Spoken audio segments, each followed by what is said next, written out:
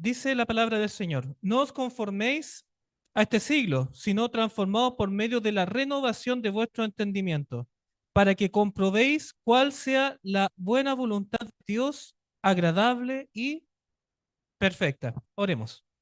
Querido y bendito Padre, gracias por llegar hasta este momento en el cual nos centramos nuestros pensamientos en su sagrada palabra. Dios querido, reconocemos delante de usted nuestra pecaminosidad.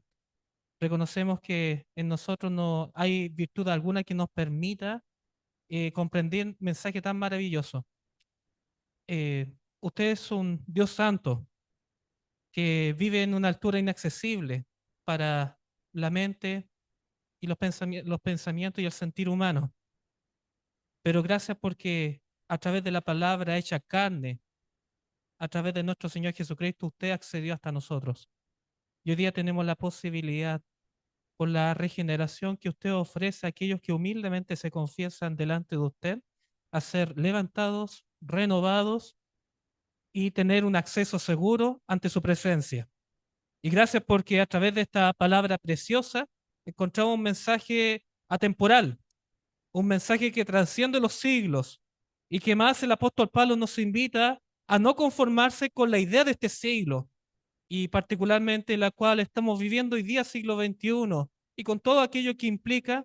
Sabemos, Dios querido, que sus pensamientos siguen siendo más altos, que su mensaje sigue siendo relevante, y que la iglesia, a través del mensaje precioso de los últimos tiempos, tiene respuestas para toda alma que está necesitada, afligida a causa de sus padecimientos, pero que sin embargo puede encontrar respuesta en usted. Rogamos, Dios querido, que en esta mañana podamos, a través de la lectura sincera, humilde de su palabra, encontrar respuestas que la iglesia del siglo XXI tiene para este mundo. Rogamos su bendición, su dirección, confiadamente, porque lo pedimos en el nombre de Jesucristo, nuestro Señor. Amén. Esta palabra nos llama a lo siguiente, diciéndolo: no conforme a este siglo, creyendo y entendiendo que la palabra de Dios trasciende, podemos contextualizarlo al presente nuestro, al tiempo que estamos viviendo, diciéndonos lo siguiente: tú como hijo de Dios, como iglesia cristiana en estos tiempos, no conforméis al siglo XXI, a sus lógicas, a sus métodos, a su sistema, a sus símbolos, a sus categorías, sino más bien buscar la renovación que solamente se encuentra a través de comprobar la buena voluntad de Dios, la cual trasciende todos los tiempos. Hay un mundo que está necesitado, que necesita respuestas, encontrar respuestas para las angustias más intensas que se puede vivir intensamente en lo interior. No necesita una iglesia actualizada, no necesita una iglesia que hable el mismo lenguaje del mundo. Algunos ilusamente piensan que la iglesia necesita hablar y comportarse bajo las mismas categorías de este mundo, cuando las personas que buscan al Señor, las personas que buscan al Señor no buscan algo parecido a ellos. Las personas que necesitan hoy día de respuestas no están buscando una iglesia que se parezca a ellos. La iglesia luce porque es diferente, no porque es igual al mundo. La iglesia luce no porque habla bajo los códigos, trabaja según los términos, las categorías de este mundo, sino porque la iglesia es diferente. Y es diferente porque es una iglesia santa. Es una iglesia en la cual el Espíritu de Dios está en ellos. Por lo cual decimos con claridad, de acuerdo al mensaje de la palabra de Dios, que lo que este mundo necesita no es una iglesia conservadora, pero tampoco una iglesia moderna. Lo que necesita este mundo son siervos consagrados. Son siervos que le crean al Señor y anden fielmente y santamente delante de Él. Esa es una iglesia que ilumina, es una iglesia que ha de dar respuesta a este mundo. Vuelvo a decir, no una iglesia trabajando bajo las categorías, los términos de este mundo, sino una iglesia diferente. Y de esto ya tenemos pruebas que son lamentables en el primer mundo, en Europa y en Estados Unidos. ¿Sabe lo que está pasando? Algo tremendamente curioso. Las iglesias dicen, o muchos siervos ilusos dicen: necesitamos modernizarnos, hacer la iglesia, por ejemplo, más coloridas, abandonar la corbata para parecerse más a la gente que viene. Ese es un ejemplo nomás. No estoy cuestionando estar con corbata o sin corbata no marca ninguna diferencia. Estoy hablando de hablar del mensaje de que no vengas con corbata porque si no ahuyenta a las personas. ¿Me entienden? No estoy hablando de otra cosa. Hacerla más colorida, como le digo, hablar bajo el lenguaje que ellos hablan, etcétera. Y algunos están comprometidos sus principios colgando emblemas que son del mundo. En Estados Unidos, por ejemplo, o en Canadá, que está mucho más afectado, se están poniendo algunas banderas, inclusive en la LGTB, ¿ya? Para acercarse más a la comunidad, comprometiendo principios, tratando de hablar el mismo lenguaje. ¿Qué está pasando con estas iglesias? Está pasando algo tremendamente paradójico. Estas iglesias que tratan de parecerse al mundo, parecer más cercana al mundo, hablar el lenguaje del mundo, ¿sabes lo que está pasando? Están decayendo en membresía. Vuelvo a decir, porque las personas que necesitan de Dios no conocen a Dios, no buscan algo que se parezca a ellos, buscan algo diferente.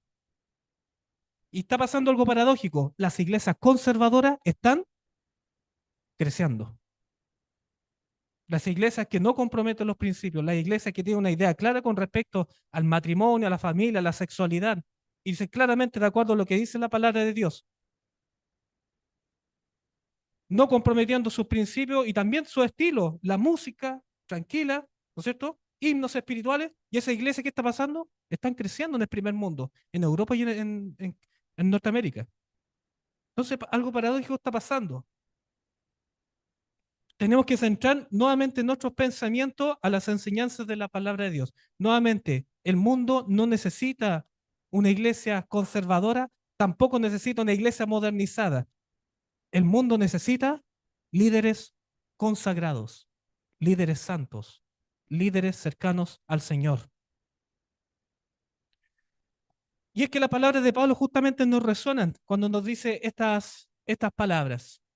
Por otro lado, tenemos lo siguiente, y es que nos preguntamos qué lugar ocupa la palabra de Dios dentro de la organización, dentro de nuestro estilo de vida, dentro de la vida íntima. Lo que es la palabra de Dios, ¿qué rol cumple? Hay una discusión bastante fuerte que se está dando con respecto a la suficiencia de la palabra de Dios. ¿Es suficiente la palabra de Dios?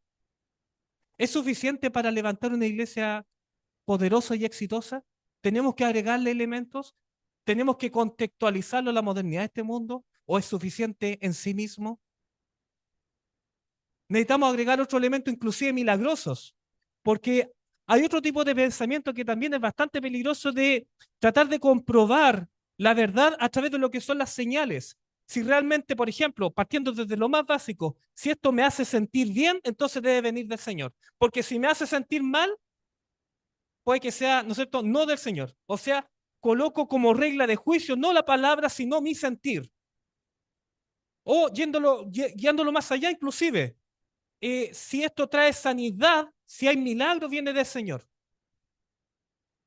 ¿Qué dice el Señor Jesucristo con respecto a eso? Mateo capítulo 12, versículo 39.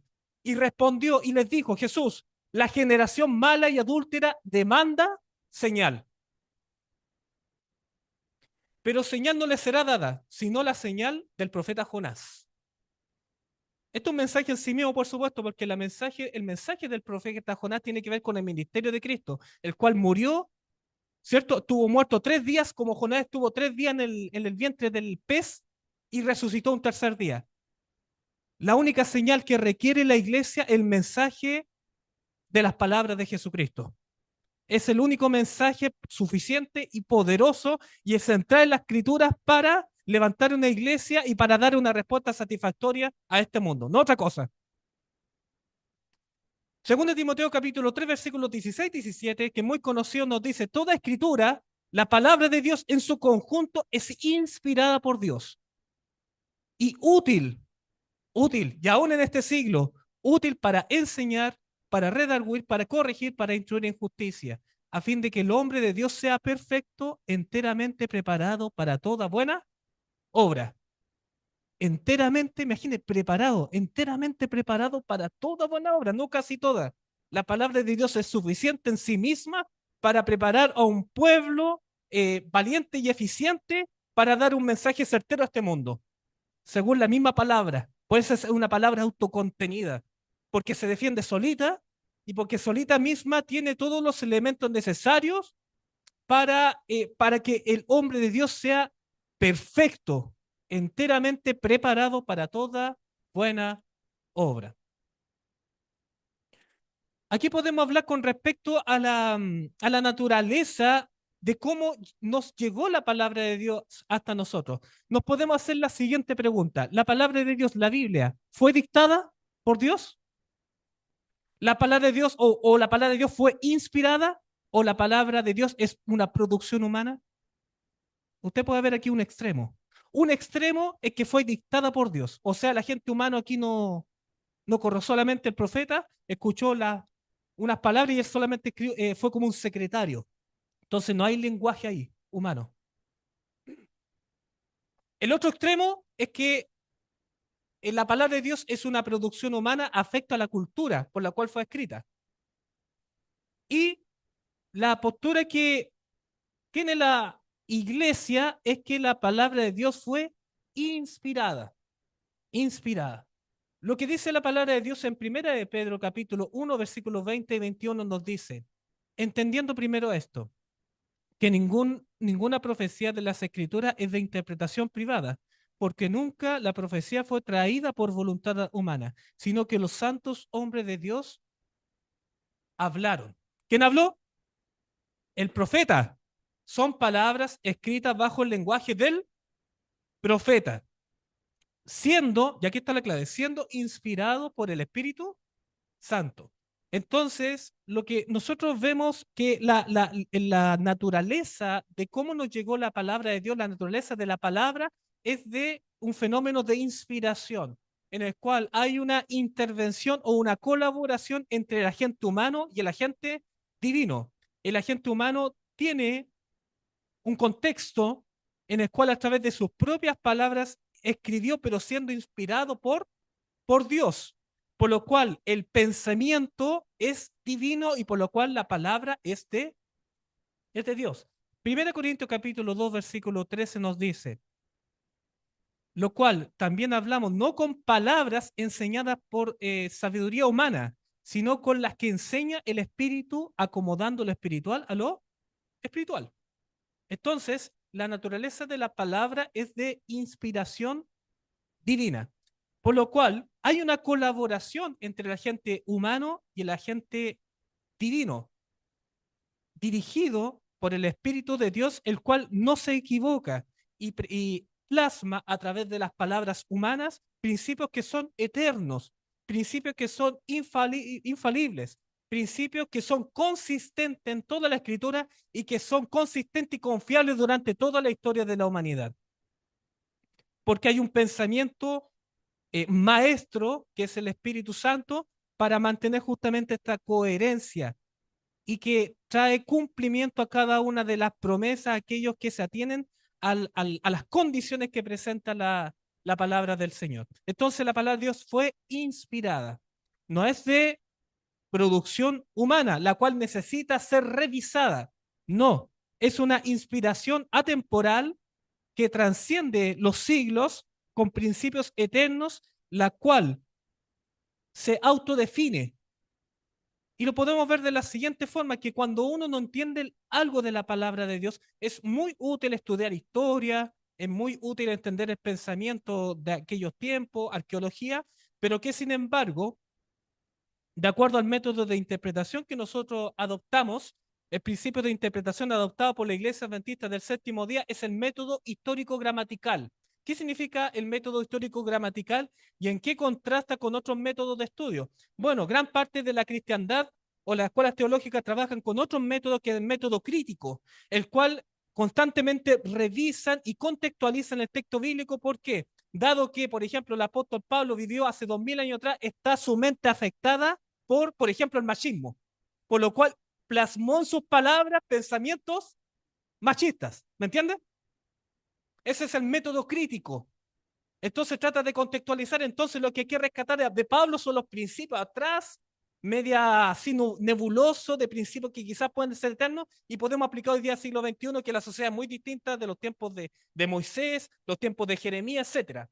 Entonces, eso niega ese pensamiento o el método crítico, en contraposición al que estamos viendo en pantalla, niega el hecho de que Dios, primero, es soberano, primero, Dios no se equivoca, y él es confiable en entregar una guía en la cual la iglesia no tenga que especular o utilizar razonamientos críticos de análisis humano, filosófico, para entender el mensaje divino. Entonces, porque si así fuera, el mensaje bíblico sería intelectualidad. Habría que intelectualizarse para entender el mensaje bíblico. Y el mensaje bíblico no es de una naturaleza de intelectualización, es es de comprensión espiritual, que es distinto. Y para que sea un mensaje espiritual tiene que ser inequívoco. Para que sea espiritual tiene que ser confiable. Tiene que ser de primera lectura comprensible. Y este es el método histórico gramatical. Y podemos ver los puntos que salen ahí. No sé si alcanza a leer, pero estos son métodos de interpretación bajo el método histórico gramatical que es oficial de la Iglesia Adventista del Séptimo Día, como toda iglesia cierto conservadora con respecto a la interpretación de la Sagrada Escritura.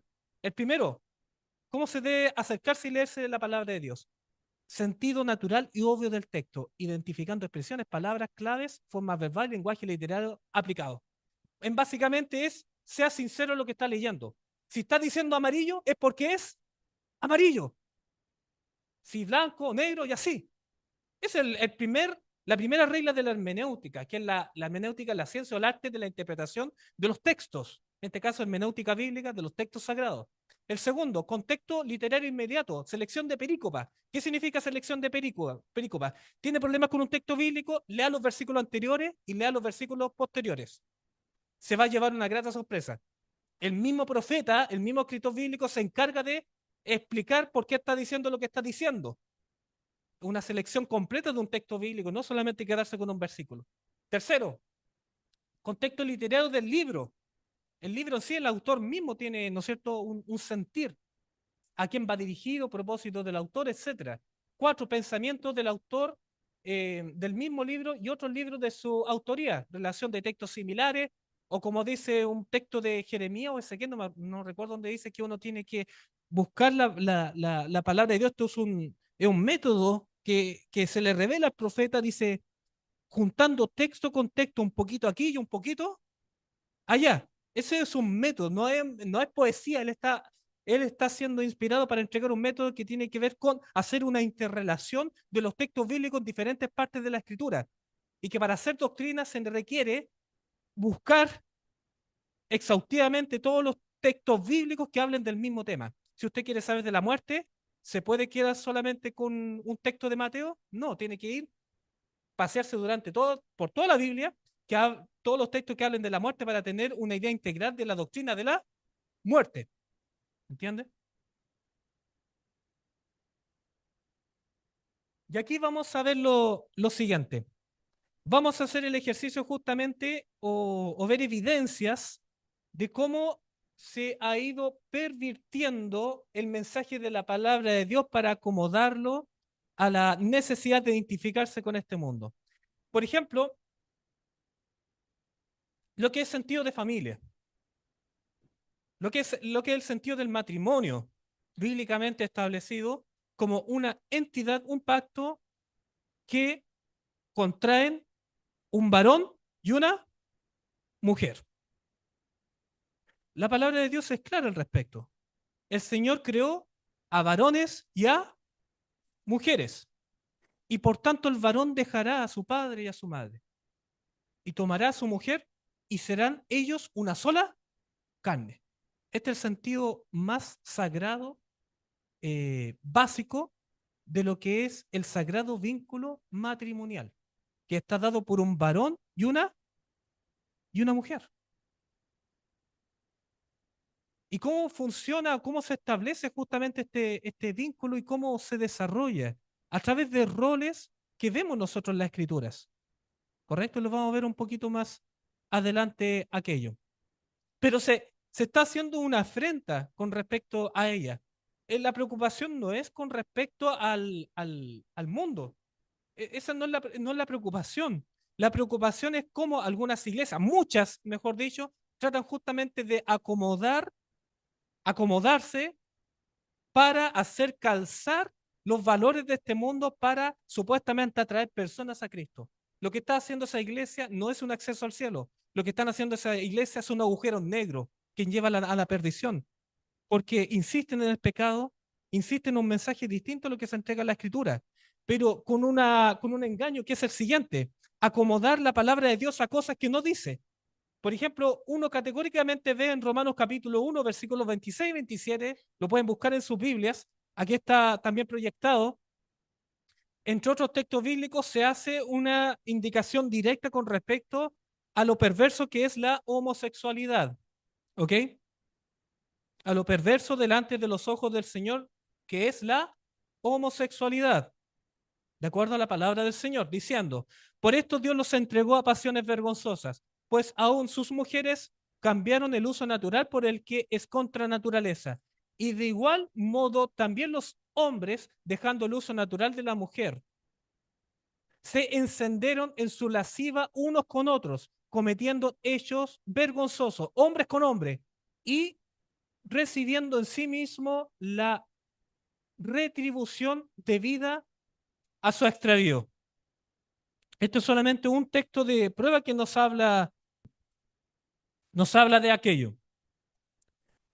¿Cómo se trata de acomodar a través de lo que mencionábamos anteriormente como el método crítico, distinto al método textual o histórico-gramatical, que es fiel al texto? Tratan de contextualizar el método crítico, tratan de contextualizar y llevarlo al siglo XXI. ¿Este texto cuándo fue escrito? En el siglo primero, por el apóstol Pablo. ¿Qué pasa y en qué situación contextual se encontraba el apóstol Pablo? Bueno, se encontraba donde predominaba tanto el imperio como la cultura romana, de procedencia también greco-romana, mejor dicho, porque venía con todo ese bagaje anterior, cultura greco-romana. Si uno estudia un poquito con respecto al contexto de ese entonces, en temas morales eran bastante laxos los romanos. No sé si usted ha visto documentales o inclusive por películas han plasmado la laxitud moral que tenían los romanos en los tiempos del Imperio Romano, donde no era un tema el hecho de que hubieran hombres con hombres, mujeres con mujeres, ¿cierto? O una participación tremendamente enredada en, en relaciones íntimas entre varias personas del mismo sexo o distintos sexos, ¿ok? Entonces, el pensamiento es el siguiente: el apóstol Pablo estaba pensando en eso, estaba pensando en relaciones desordenadas. El apóstol Pablo estaba pensando en contexto de lo que se estaba viviendo en el siglo primero en esa cultura greco-romana, de desorden moral, desorden sexual, por lo cual Pablo no está criticando las relaciones homosexuales, lo que él está criticando son las relaciones desordenadas. ¿Me entiendes? ¿Cómo suena esto? Créame que muchas iglesias funcionan bajo este tipo de razonamiento. Entonces Pablo está hablando sin que lo diga el texto bajo esos códigos. Si nosotros empezamos a reinterpretar a los profetas, a los autores de la palabra de Dios de esa forma, sin que el autor mismo lo permita, ¿a dónde vamos a llegar como iglesia? Y más aún, llevándolo a otra parte, a la parte que a nosotros nos interesa. ¿El autor bíblico y más allá del autor bíblico, el mensaje de la palabra de Dios es confiable? Al punto de que no necesita hacer este tipo de ejercicios para entender cuál es el mensaje de Dios para el siglo XXI. ¿O el autor bíblico inspirado por Dios entrega los suficientes elementos para que nosotros podamos entender el texto bíblico que puede ser polémico en nuestros tiempos? ¿Entrega los suficientes elementos? Si no lo entrega, disculpe que se lo diga, la palabra de Dios no es confiable. Si los entrega, la palabra de Dios es confiable. Para esto, hacemos un pequeño ejercicio. Entonces, aquí apela Pablo para decir lo que dice aquí. ¿A qué apela? ¿Apela a la cultura? En alguna parte de Romanos capítulo 1 habla de la cultura del imperio romano, greco-romano? La respuesta es no. Nosotros tenemos que retroceder de 4 o 5 versículos para ver en qué contexto está hablando aquí el profeta. Versículo 20-21 está el contexto y después desarrolla el tema de lo perverso que es la homosexualidad, diciendo lo siguiente: porque las cosas invisibles de Dios, su eterno poder y deidad, se hacen claramente visibles desde la creación del mundo. ¿De qué está hablando? Está yéndose a la creación, siendo entendida por medio de las cosas hechas, de modo que no tienen excusas. Pues habiendo conocido a Dios, no le, no le glorificaron como Dios, ni le dieron gracias, sino que se envanecieron en su razonamiento y su necio corazón fue entenebrecido. Y a partir de eso desarrolla justamente esta idea de la perversión. Si uno vuelve atrás al texto bíblico que habíamos considerado originalmente y lo leemos nuevamente, vemos los elementos que entrega el apóstol Pablo, que en sí mismo dan respuestas y que no necesitamos otro elemento de creatividad filosófica para contextualizarlo en nuestro siglo, sino que está dado por las condiciones que él mismo entrega cuando dice: por esto Dios los entregó a pasiones vergonzosas, pues aún sus mujeres cambiaron el uso natural. ¿El uso qué dice? Natural, a naturaleza, volviendo al tema de la creación, por el, por el que es contra, ¿qué palabra utiliza? Naturaleza. Entonces, su pensamiento, su argumento no es filosófico, no es cultural. Su razonamiento es de argumento cosmológico. ¿Cómo se le dice? El argumento cosmológico, el argumento de la creación, de la naturaleza, lo que es natural. Entonces la palabra de Dios, cuando se toma justamente esta presuposición de que la palabra de Dios está autocontenida en sí misma y es suficiente para comprenderla, tenemos que tomar en serio lo que dice la palabra de Dios al respecto, ¿correcto? Así con respecto a la homosexualidad, al tema del rol de la familia, al rol de padre, de madre, de esposo, de esposa. La palabra de Dios es clara al respecto. 1 Corintios capítulo 11, versículo 3 nos dice lo siguiente: con respecto a la relación entre esposo y esposa, que es bastante polémica en base a las palabras de Pablo, pero que sin embargo él mismo entrega los elementos para que lo tomemos en serio y que de acuerdo a lo que nos está entregando la evidencia, es que es el único método que funciona. Una familia con un papá y una mamá. Solamente vienen hijos por la intervención de un varón y una mujer. ¿Correcto? Y los niños están diseñados para buscar, pero para necesitar y posteriormente buscar una figura de papá y una figura de mamá. Y que son figuras que en diseño estamos orientados para buscarlo en forma indivisible cada uno de ellos. Todo niño necesita y merece un papá y una mamá. Y los papás no somos llamados para ser mamás. Y las mamás no son llamadas para ser papás. Cada uno tiene que cumplir su rol por diseño, por mandato, pero porque también está en nuestro ADN. Y es que la biología, la ciencia más avanzada nos ha demostrado justamente esta necesidad y esta distinción que existen en las actividades cerebrales y de composición neuronal entre un varón y una mujer. No son los mismos cerebros, no son los mismos comportamientos, no es meramente cultural. Si bien existen elementos culturales con respecto al comportamiento, no lo es todo según las falacias que dicen estos movimientos de feminismo extremos, que la mujer es mujer porque la sociedad se lo impuso. Esto es anticientífico, ni siquiera estoy hablando de la palabra Dios, es anticientífico, porque la composición biológica, inclusive neuronal, es distinta a la de un hombre. No es la intención de entregar, obviamente, tantas cosas con respecto a esto, pero es que es notorio. Solamente la mujer tiene un don precioso, lo hablamos un tiempo atrás, de albergar vida en su vientre, que es la cosa más preciosa en este mundo, ¿o no? La cosa más preciosa en este mundo. Y yo como varón no tengo esta virtud. Y yo como varón no puedo ser mujer. según la cultura actual que está diciendo, ¿cierto?, de que uno es lo que se percibe. No es así. La realidad es única, no es mística, no es de percepciones.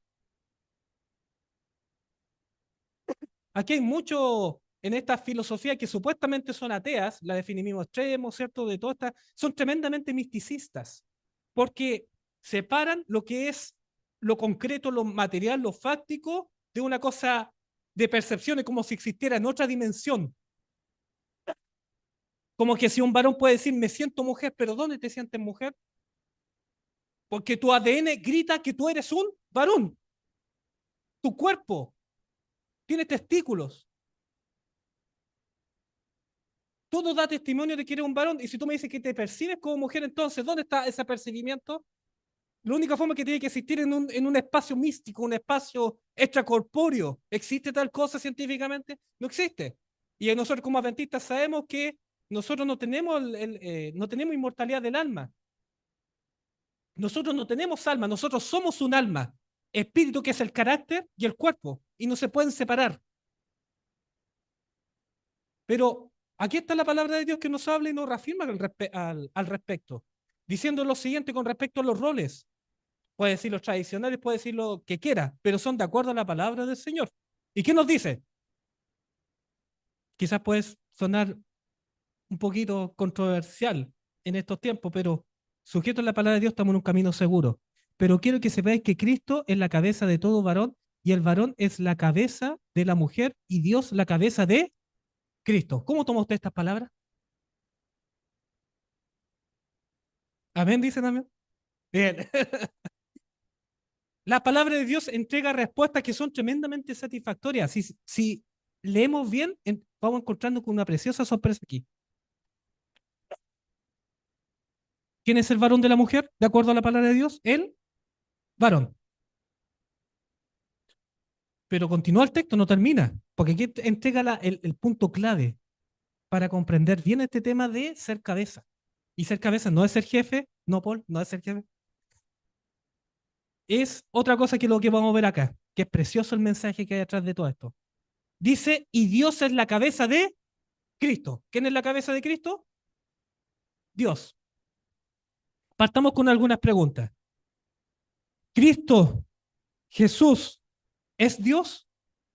La respuesta es sí. ¿Cristo es de la misma sustancia del Padre? Sí. ¿Cristo es, tiene la misma dignidad de Dios el Padre? Sí. ¿Hay algo que distinga en términos de naturaleza, sustancia y dignidad entre Dios el Padre y Cristo? Nada. Porque yo y mi Padre uno somos, dijo Jesucristo. Amén. ¿Hay una diferencia de dignidad? Ninguna. ¿De naturaleza? Ninguna. ¿De sustancia? Ninguna. ¿Hay diferencia de dignidad entre el varón y la mujer? Ninguna. Los dos somos igualmente de dignos delante del Señor y entre nosotros. Pero aquí el texto bíblico dice que Dios es la cabeza de Cristo. Entonces, esta cosa de cabeza no tiene que ver con una categoría de jerarquía, sino más bien de funciones, que es lo que vamos a ver en los versículos que siguen, diciendo, versículo 11 y 12 de 1 Corintios capítulo 11. Pero en el Señor ni el varón es sin la mujer, ni la mujer sin el varón, porque así como la mujer procede del varón, también el varón nace de la mujer. Pero todo procede de Dios. Entonces, para encontrar entonces qué significa esto de ser cabeza, Pablo en Efesios nos responde ya, ¿qué significa esta cosa? Dice, porque el marido es cabeza de la mujer, así como Cristo es cabeza de la iglesia, la cual es su cuerpo y es su salvador. Así que, como la iglesia está sujeta a Cristo, así también las casadas lo estén a sus maridos en todo. Maridos, amad a vuestras mujeres, así como Cristo amó a la iglesia y se entregó a sí mismo por ella. Entonces aquí ya encontramos el sentido de ser cabeza. Ser cabeza de una familia, de un matrimonio, significa cuidar de la familia y dar la vida si es necesario por ella. Y los varones, ya es que estamos diseñados, y lo tengo asumido personalmente con mi esposa y cada uno de los varones, Entre la vida de mi esposo y la vida de mía, yo pongo 100 veces mi vida adelante si tengo que darla. Y así con cada uno de los varones. Porque es un compromiso, pero también es naturaleza, es diseño y es un mandato divino. Y por esta razón por la cual los hombres tenemos y damos el paso adelante por nuestra familia para sacarla adelante y todo lo necesario, es que la mujer se debe justamente al marido por estas razones, para fidelidad, para sujetarse, para ser un complemento. Amén. De acuerdo al mensaje de la palabra del Señor. Y no nos avergonzamos de esto. No nos avergonzamos de los roles de género. Y es que es bíblico. Y es que es natural. Y es que es necesario. Y es lo único que ha funcionado en la sociedad. Si se ha multiplicado la sociedad en los últimos siglos, es justamente por los valores bíblicos, los valores occidentales modernos, que preservó la familia y permitió el desarrollo humano hasta que estamos viendo en los últimos tiempos cómo se está pervirtiendo esto. Y llega en los últimos tiempos con toda clase de perversiones que estaban profetizadas y estamos siendo testigos de las primeras evidencias de ello. Pero es lo que funciona.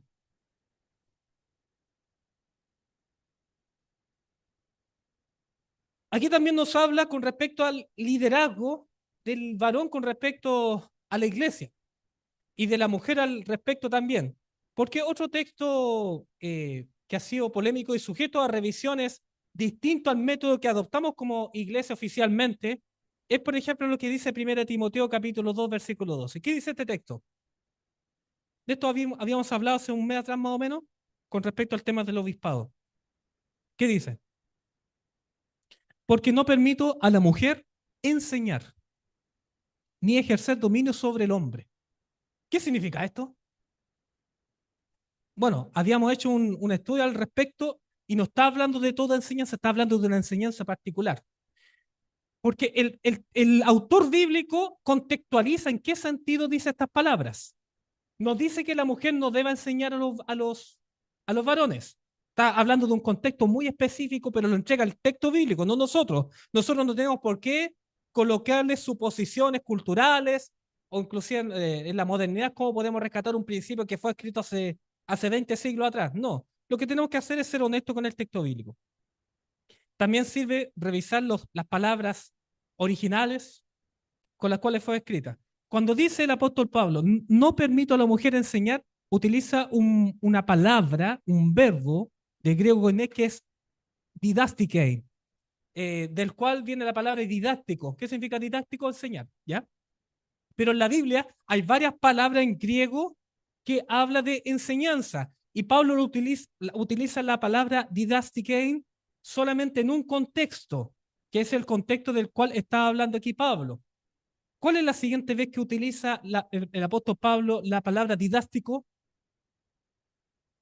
para entender a qué se refiere con esto? Para que no vengan los ultraconservadores, ahora yendo al otro lado, lamentablemente iglesias ultraconservadores que no permiten a la mujer enseñar la palabra de Dios. Iglesias conservadoras que no permiten que la mujer tome el rol que Dios sí la ha colocado. Iglesias ultraconservadores que sobran también en el primer mundo y en iglesias de Sudamérica que siguen relegando a la mujer bajo prejuicios y cosas que la palabra de Dios no enseña, pero con excusas de estos textos bíblicos mal utilizados. La palabra de Dios nos dice aquí que la mujer no tenga derecho o la oportunidad de enseñar. Está hablando de un solo contexto. Las siguientes veces son las únicas veces que utiliza la palabra didáctico. El apóstol Pablo está solamente 4 versículos más adelante. ¿Ya? Usted compruébelo con su Biblia, compruébelo con un texto, en internet está lleno de Biblia en griego y sale traducción inmediato para que usted lo pueda comprobar. Capítulo 3, versículo 2, solamente 4 versículos más adelante, cuando habla del obispo de iglesia. Cuando habla, el obispo es tanto el pastor como anciano de iglesia, diciendo lo siguiente: pero es necesario que el obispo sea irreprensible, marido de una sola mujer, sobrio, prudente, decoroso, hospedador, apto para enseñar. La palabra enseñar acá pudo haber utilizado muchas de las palabras griegas que Pablo utiliza en otros textos, pero cuando se habla de obispado, utiliza la palabra didácticos, en este caso, de didáctico. ¿Ok? Entonces, en ese contexto está hablando el apóstol Pablo. Esta es una demostración bíblica si somos fieles a lo que dice el apóstol Pablo, que dice la palabra de Dios, lo que se establece aquí no es la dignidad de la mujer, no se está estableciendo otra cosa, sino que el único llamado para aspirar, porque no todo varón puede ser anciano o pastor de iglesia, no, pero sí establece que la mujer no fue llamada al ministerio pastoral ni de ancianas, no es bíblico. Y yo prefiero a sujetarme a la palabra del Señor, aunque sea impopular, aunque sea mayoritariamente pensado que se puede doblegarse en ese sentido porque lo necesita la iglesia del siglo XXI, yo prefiero a sujetarme a la palabra del Señor. A menos que se demuestre lo contrario, pero bíblicamente. Y bíblicamente está claro. A menos que alguien, ¿no es cierto?, con una lectura honesta, creyendo que la palabra de Dios es autocontenida, con principios bíblicos eternos, podemos pensar otra cosa, pero la palabra de Dios no lo permite. ¿Y qué argumento utiliza el apóstol Pablo en este sentido? ¿El apóstol Pablo acaso estaba contaminado con el machismo del siglo XXI? Perdón, del siglo primero. ¿Acaso el apóstol Pablo dice, sabe que yo escribo esto porque es mal visto? Y sabe que no es mal visto. Desde siglos antes, inclusive en la historia sagrada del Antiguo Testamento, habían juezas mujeres. ¿Y alguien le puso color porque se levantó una mujer llamada Débora como jueza, como una mujer? Nadie le puso color. Hubo profetisas, ¿correcto? Y el pueblo de Dios no se resistió a ello. El pueblo de Dios se resistía por otras cosas, pero se resistía contra varón y mujer de igual manera. Digo, el profeta es el ser más, o el oficio más ingrato que existe, porque tiene que denunciar los pecados del pueblo. ¿Qué argumento utiliza el apóstol Pablo? El Pablo dice, esto es mal visto, por eso yo no permito que la mujer sea obispo. ¿Qué argumento utiliza el apóstol Pablo? Habíamos visto el versículo 12. ¿Qué dice el versículo 13? ¿A dónde va? ¿A dónde apunta el pensamiento de Pablo? ¿A dónde? ¿Dónde? A la creación, al orden de creación. Dice el versículo 13, porque Adán fue formado primero, después Eva. Versículo 14, y Adán no fue engañado, sino que la mujer siendo engañada incurrió en transgresión. Entonces, utiliza justamente esto. El apóstol Pablo dice, esta es la razón por la cual ordeno tal cosa. No se permite, no está permitido de acuerdo al Señor, porque hay un orden de creación. Se va al Génesis, a la creación del varón y la mujer. Y en base a eso Dios estableció un orden, no de dignidad, porque varón y mujer, perdón, son de la misma dignidad. Lo vemos, por ejemplo, en Génesis capítulo 1, versículo 27. Según Génesis 1, 27, ¿quién fue creado a la imagen de Dios? Varón y mujer. Los dos somos creados a imagen y semejanza de Dios. Pero se hace referencia más bien al capítulo 2, cuando el varón fue creado primero y toda la naturaleza tenía su parejita. El perrito tenía su perrita, ¿cierto? Eh, la leona con su león, etcétera, etcétera, etcétera. ¿Quién estaba solo? El varón, porque fue creado primero y tenía un propósito Dios por lo cual Dios quería, a diferencia de todo el mundo animal, hizo algo distinto con la naturaleza humana. Dios creó al hombre primero. Eso es lo curioso. Y le entregó un trabajo de nombrar a todos los, ¿cierto? A ordenar el huerto y darle nombre a cada uno de los animalitos que existían. Y el hombre se sintió solo, se sintió sin complemento. Vio al león con la leona, al gatito con la gatita, al perrito con el perrito, la tortuga, macho con la tortuga hembra, etcétera. Y él estaba solo. El Señor que dijo, no es bueno que el hombre esté solo. Le haré una ayuda idónea. ¿Y qué pasó aquí? Viene la creación de la mujer, en el cual el Señor a continuación dice, el hombre dejará a su padre y a su madre, se unirá a su mujer y serán una sola carne. El varón y así también la mujer encuentran su sentido, su objetivo en este propósito precioso del matrimonio, de llegar a ser una sola carne. Como decía Pablo, lo que leíamos Pablo anteriormente, el hombre sin la mujer no es. Entonces, a esto apela el apóstol Pablo, ¿correcto? Entonces, hoy día está justamente esta revuelta con respecto de nombrar pastores y ancianas dentro de la iglesia, y ahí pues, nosotros como iglesia individualmente y como iglesia tenemos que tomar decisiones. Vamos a tomar decisiones en base a las presiones, en base a parecer moderno ante el mundo para no sonar machista, o vamos a ser fieles a la palabra del Señor. Es una decisión que tenemos que tomar al respecto.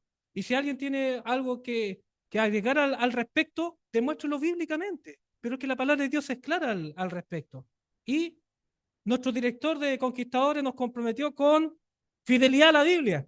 Ya prometimos ya, así que no nos queda otra salida sino de encontrar respuestas solamente a través de las Escrituras. Para ir a la recta final. Otra de las ideas modernas que hoy día populan en nuestra sociedad es la siguiente. Es esta cosa de decir que yo todo lo puedo, ¿cierto? O como dice el dicho, querer es poder. ¿Es cierto eso? Eso se llama voluntarismo, ¿cierto? No lo puedo todo. De hecho, el mundo se nos dice lo siguiente, tengo que desarrollar lo bueno que hay en mí. La respuesta está en mi corazón. La respuesta está dentro de mí. Solamente necesito desarrollarlo. El libro Camino a Cristo, página 17, nos dice lo siguiente. La idea de que solamente es necesario desarrollar lo bueno que por naturaleza existe en el hombre es un, ¿qué dice? Engaño fatal. Y es que la verdad, usted y yo no somos buenos. Usted y yo somos defectuosos. Usted y yo necesitamos ayuda. La respuesta no está dentro suyo. La respuesta no está en sacar o florecer lo que hay en su corazón. La palabra de Dios es clara al respecto diciendo, perverso es el corazón y engañoso. ¿Quién lo conocerá? No está la respuesta dentro de nosotros, sino que la respuesta, el auxilio viene afuera de nosotros a través de la intervención del Señor. Romanos 5:12 nos dice, por cuanto todos pecaron y están destituidos de la gloria de Dios. Perdón, en Romanos 3:23, me equivoqué. En Romanos 3:23 dice, por cuanto todos pecaron, no casi todos, sino todos. Por un lado habla de la universalidad, pero no habla de una universalidad determinista. Vale decir, este texto no está diciendo, por cuanto todos pecaron, no está diciendo que yo, aunque no haya querido, no está diciendo eso. Habla de la universalidad, sí, pero está hablando de todos pecaron, no todos son pecadores. Todos hemos transgredido la voluntad de Dios, sin excepción, y están destituidos de la gloria de Dios. No hay respuesta en nosotros. Porque 1 Corintios 2:14 nos dice, pero el hombre natural no percibe las cosas que son del Espíritu de Dios, porque para él son locuras y no las puede entender, porque se han de discernir espiritualmente. Entonces, en el hombre natural, está hablando del hombre tal como es dado en este mundo, no hay respuesta. Y no puede comprender las cosas más altas porque son inaccesibles de acuerdo, primero por nuestra naturaleza y por cuanto a nuestras malas decisiones hemos cavado nuestra propia tumba. Por lo cual, en el versículo 12 se nos dice lo siguiente, y nosotros no hemos recibido el espíritu del mundo, o de este mundo, o de este siglo, sino el espíritu que proviene de Dios, para que sepamos lo que Dios más ha concebido. Entonces la respuesta viene de la intervención que Dios puede hacer en su corazón, en su vida, al hacerlo usted, hacerme a mí una nueva criatura. La respuesta no está dentro mío, sino que proviene del Señor. Y lo último, otra idea popular con respecto al otro extremo, el fatalismo. Es más, la palabra de Dios nos desafía diciendo lo siguiente, bienaventurado el varón que soporta la tentación. ¿Qué está diciendo? Soporta la tentación. Bienaventurado. ¿Por qué? Porque cuando haya resistido la prueba, recibirá la corona de vida que Dios ha prometido a los que le aman. Entonces Dios coloca esta condición. Fue el tema de la vigilia de la semana pasada. Resistir la tentación es cosa posible en el poder de Dios. Y es una promesa que Dios hace acá. Y por lo cual dice que ninguno que no soporte la tentación puede heredar el reino de los cielos. Por lo cual es una posibilidad. En Mente, Carácter y Personalidad, tomo 2, página 443, nos dice lo siguiente. Recuerden que la tentación, ¿qué dice? La tentación no es pecado. No importa cuán angustiosa sea la circunstancia en la cual esté colocado, nada puede realmente debilitar su alma mientras no ceda a la tentación y mantenga su propia integridad. Si no hay contaminación de su mente, toda la contaminación que lo rodea no puede mancharlo. Puede haber contaminación alrededor suyo, pero si usted no consiente mentalmente y con acción, no hay contaminación. La contaminación viene por decidir por el pecado. ¿Ok? Entonces, con esta cita, además de mucho más de la palabra de Dios, nos dice que no es que nosotros nazcamos así, sino que son decisiones. Nosotros nos contaminamos cuando tomamos decisiones moralmente reprobables de acuerdo a los mandamientos del Señor. Romanos capítulo 6, versos 17 y 18 nos dice justamente esta libertad que Dios nos da. Pero gracias a Dios que aunque erais esclavos del pecado, hablando en pasado, habéis obedecido de corazón aquella forma de doctrina a la cual fuiste entregados, y libertados del pecado viniste a ser siervos de la justicia. Hay una serie de textos bíblicos que lamentablemente no vamos a ver, pero voy a terminar con estas dos últimas. La victoria que Dios nos entrega está garantizada por las promesas de la palabra del Señor. No necesitamos ser esclavos, podemos ser libres. Y en Cristo podemos mantenernos así, con la promesa que sale en el Evangelio, en la epístola de Judas, capítulo 1, verso 24, que nos dice: y aquel que es poderoso para guardaros sin caída. Dios tiene poder para que tú andes sin caída. Y esto en la medida, obviamente, que tú estés sujetado, yo esté sujetado al poder milagroso del Señor. Él es suficientemente poderoso para guardarlo a usted sin caída, guardarme a mí sin caída y presentarnos sin mancha delante de su gloria con gran alegría. Son promesas divinas de las cuales podemos confiar. La palabra de Dios es suficiente para creerla, para practicarla, para reclamarla, sí, también para reclamarla. Si hay frustración en su vida, si hay incompletitud de acuerdo a lo que enseña la palabra de Dios con respecto a su vida, lo que le queda a usted, Dios, hermano querido, hermana querida, es reclamársela al Señor. Si Dios lo promete, Dios lo garantiza. Si Dios lo promete, Dios lo cumple. Y el tema por lo cual fuimos congregados el día de hoy, ideal de conquistadores, fidelidad a la Escritura. No he encontrado otra cita mejor en los testimonios que la que vamos a leer a continuación y con lo cual terminamos, que nos habla con respecto a la importancia que tiene la palabra de Dios y en especial en los últimos tiempos y cuál debe ser la prioridad en su vida. Eh, la palabra de Dios tiene que tener la más estima en su vida, en su familia, en su iglesia. Más allá de lo que diga inclusive el predicador, todo tiene que ser sujetado a lo que dice el escrito está. Miren lo que dice este texto bíblico, por favor, este texto de los testimonios, preste mucha atención y abrace la promesa y las indicaciones que se presentan acá. Dice lo siguiente: pero Dios tendrá en la tierra un pueblo que sostendrá la Biblia y la Biblia sola, como piedra de toque de toda la doctrina y base de todas las reformas. Fíjese, ni las opiniones de los sabios, ni las deducciones de la ciencia, ni los credos o decisiones de concilios, tan numerosos y discordantes como lo que son las iglesias que representan, ni la voz de la mayoría, nada de esto, ni en conjunto ni en parte debe ser considerado como evidencia en favor o en contra de cualquier punto de fe religiosa. Antes de aceptar cualquier doctrina o precepto, debemos cerciorarnos de si los autoriza un categórico. Así dice Jehová. Que el Señor los bendiga.